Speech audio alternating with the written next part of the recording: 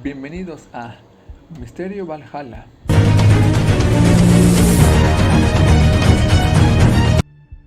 Hola, muy buenas a todos. El día de hoy les hablaré acerca de un asesino serial que hasta el día de hoy no se ha conocido su identidad. Les hablo acerca de Jack el Estripador. Primero les hablaré quién fue Jack el Estripador. Es el nombre dado a un asesino en serie sin identificar al que se le atribuyen al menos 5 homicidios en el barrio londinense de Whitechapel en 1888 y cuyo modus operandi estuvo caracterizado por cortes en la garganta, mutilación en las áreas genitales y abdominales, extirpación de órganos y desfiguración del rostro de las mujeres que se dedicaban principalmente a la prostitución.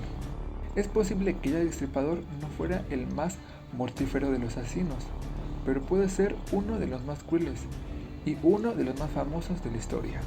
Los asesinatos perpetrados por Jack el Estripador son una buena referencia de cómo era la zona este de Londres en los tiempos victorianos.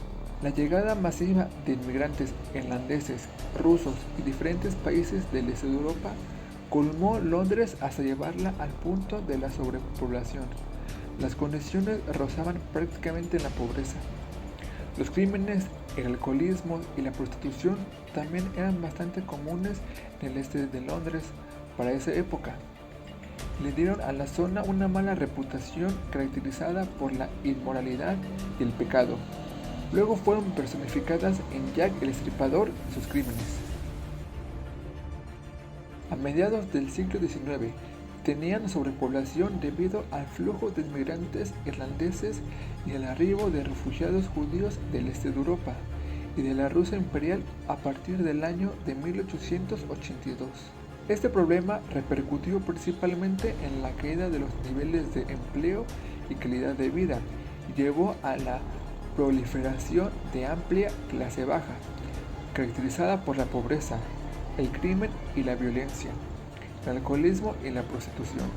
De acuerdo a estimaciones de la Policía Metropolitana de Londres, en octubre de 1882 había cerca de 62 burdeles y más de 1.200 prostitutas en Whitechapel. También eran comunes las manifestaciones y protestas por la situación económica entre el año de 1886 y 1890. Entre las cuales sobresalió el Domingo Sangriento de 1887. Whitechapel tenía particularmente mala reputación por los casos de antisemitismo, racismo, delincuencia, disturbios sociales y la suma pobreza.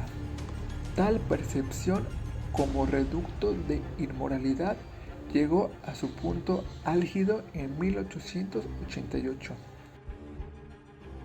Hay 5 víctimas de Jack el Estripador que se cree que fueron asesinadas en el lapso de 12 semanas, todas ellas prostitutas, y excepto una, todas fueron brutalmente mutiladas.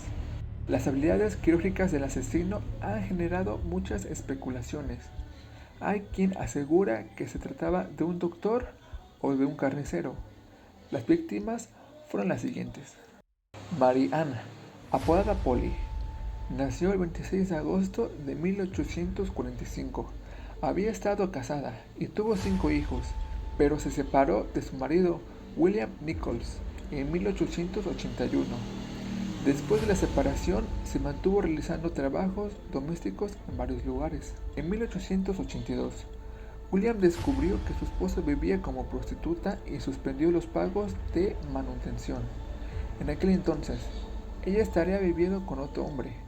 Las autoridades parroquiales aceptaron la retirada de la manutención tras alegar su marido que se dedicaba a la prostitución y que, supuestamente, le había abandonado a él y a sus 5 hijos.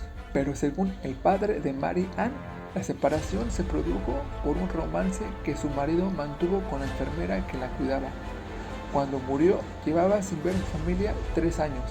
La noche de su muerte, Mary Ann vivía en el número 18 de Dowling Street, cuando compartía habitación con 4 mujeres, incluida Emily Holland, la última persona que la vio con vida. Hacía las 2:30 de la madrugada del 31 de agosto de 1888. Holland la describió entonces como muy borracha y tambaleándose contra la pared. La siguiente fue Annie Chapman. Tenía 47 años en el momento de su muerte. Era consumidora habitual de alcohol y se ganaba la vida combinando trabajos de costura y en el ejercicio de la prostitución. Tenía dos clientes habituales con los que compartía cama, Harry de Hawker y Ted Stanley. Este último, un supuesto soldado retirado, conocido por sus compañeros de alojamiento como el pensionista. Según las investigaciones de la policía, durante los últimos días de su vida, Chapman sufrió una fuerte discusión con uno o ambos de estos hombres y fue supuestamente brutalmente maltratada. Annie Chapman vivió durante los 4 últimos meses de su vida en una casa de huéspedes en el número 35 de Dorset Street. Elizabeth Stride, de 44 años de edad, pasó la última tarde de su vida limpiando habitaciones en la casa de hospedaje del número 32 de Flower and Dean Street, su lugar de residencia habitual los últimos 6 años. Fue vista por última vez la noche del 29 de septiembre de 1888.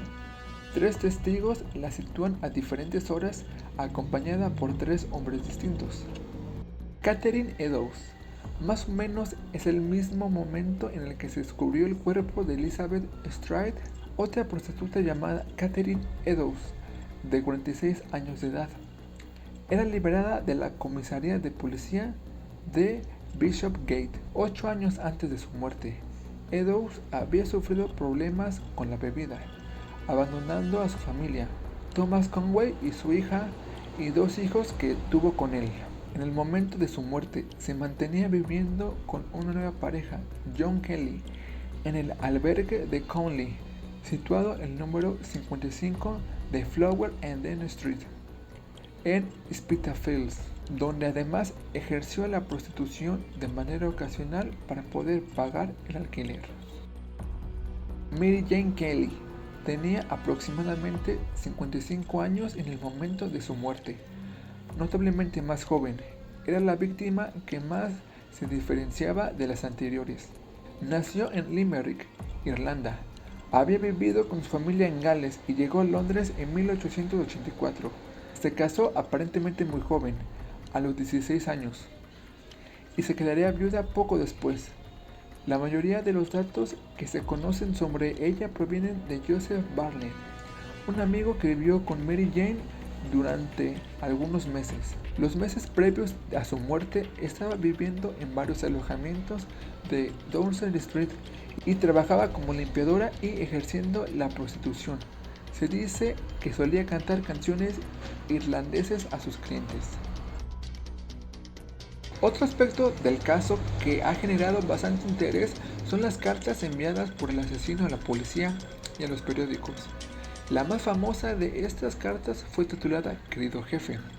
Estaba firmada por Jack el Estripador, dando así al asesino el apodo legendario por el que se le conoce aún en la actualidad. Aunque son muy altas las probabilidades de que esa carta realmente no haya sido escrita por el asesino, sino por algún periodista para generar más interés al caso. La existencia de esta carta desató el envío de cientos de cartas similares que estuvieron cerca de sabotear por completo las investigaciones policiales. Como vemos, el caso de Jack el Estripador sigue siendo una incógnita hasta el día de hoy. Con todo y los avances tecnológicos que han ayudado a la policía a resolver casos muy antiguos que se creían imposibles de resolver. La leyenda de Jack el Estripador sigue siendo la misma, debido no solo al caso, sino a cómo se ha vuelto parte de la cultura general, debido a diversas apariciones en videojuegos, películas, canciones, etc. Bueno, este fue el video de hoy. Espero que les haya gustado. Si es así, espero su like y su suscripción.